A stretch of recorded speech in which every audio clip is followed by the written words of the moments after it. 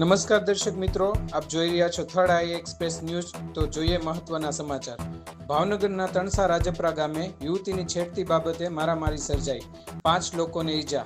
બનાવ અંગેની મળતી માહિતી અનુસાર તળાજા નજીક આવેલા તણસા રાજપરા ગામે ગોપાલ અને રાહુલ નામના 2 ઈસમો દ્વારા છેલ્લા ઘણા સમયથી ભોગ બનનારના ઘર પાસે આવી જોરશોરથી બાઇકના હોર્ન વગાડી અને યુવતીની છેડતી કરવામાં આવતી હોય જેનો ઠપકો આપવામાં આવતા મારામારી સર્જાઈ હતી, જેમાં ધોકા, પાઇપ જેવા હથિયારો વડે આ ઈસમો દ્વારા હુમલો કરતા 5 લોકોને ઈજા પહોંચી હતી, જે તમામને સારવાર માટે ભાવનગરની સરટી હોસ્પિટલ ખાતે લાવવામાં આવ્યા હતા।